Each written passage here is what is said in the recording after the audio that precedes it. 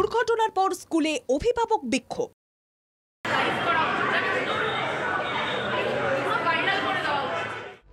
সোমবার সকাল 7টা নাগাদ স্কুলে ঢুকছিল পড়ুয়ারা। আচমকাই উপরের তলা থেকে কাঁচ ভেঙে পড়ে, যার ফলে নবম শ্রেণীর 2 পড়ুয়া জখম হয়। একজনের হাত এবং আরেকজনের মাথায় চোট লাগে। মাথায় চোট লাগায় পড়ুয়াকে ঢাকুরিয়ার একটি বেসরকারি হাসপাতালে নিয়ে যাওয়া হয় চিকিৎসার জন্য। স্কুলের মধ্যে কাঁচ ভেঙে 2 পড়ুয়া জখম হওয়ার পরই স্কুল কর্তৃপক্ষের বিরুদ্ধে বিক্ষোভ দেখায় অভিভাবকরা।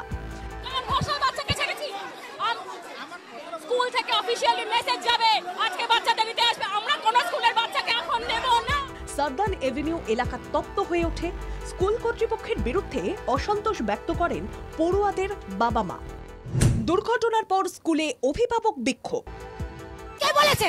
আমাদের চোখের সামনে হয়েছে, আমাদের চোখের সামনে। আজকে নয়, খালি সেটা দেওয়া হয় না। এই সেটা আজকে যদি সেটা দেওয়া থাকতো তাহলে মাথায় কাজটা বাচ্চার পড়তো না। আজকে নবনালন্দা স্কুলের প্রিন্সিপালের ভূমিকায় চরম ক্ষোভ ছড়ায়।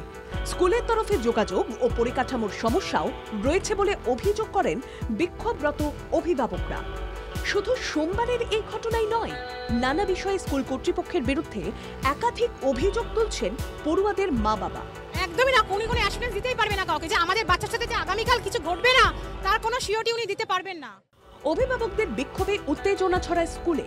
পরিস্থিতি সামাল দিতে সেখানে যায় টালিগঞ্জ থানার পুলিশ।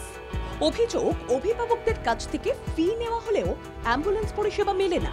অভিভাবকরাই পড়ুয়াদের হাসপাতালে নিয়ে যান। স্কুলের তরফে যোগাযোগ ও পরিকাঠামোর সমস্যাও রয়েছে বলে অভিযোগ করেন ক্ষুব্ধ অভিভাবকরা। চাপের মুখে প্রিন্সিপাল অরিজিৎ মিত্র ক্ষমা চেয়ে নেন। দুর্ঘটনার পর স্কুলে অভিভাবক বিক্ষোভ।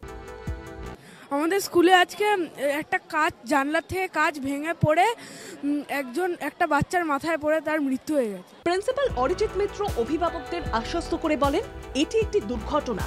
স্কুলের রক্ষণাবেক্ষণের বিষয়ে নজর রাখা হচ্ছে, আগামী দিনেও রাখা হবে। ক্ষোভ নিরসনে মঙ্গলবার স্কুল কর্তৃপক্ষ বৈঠক ডেকেছেন।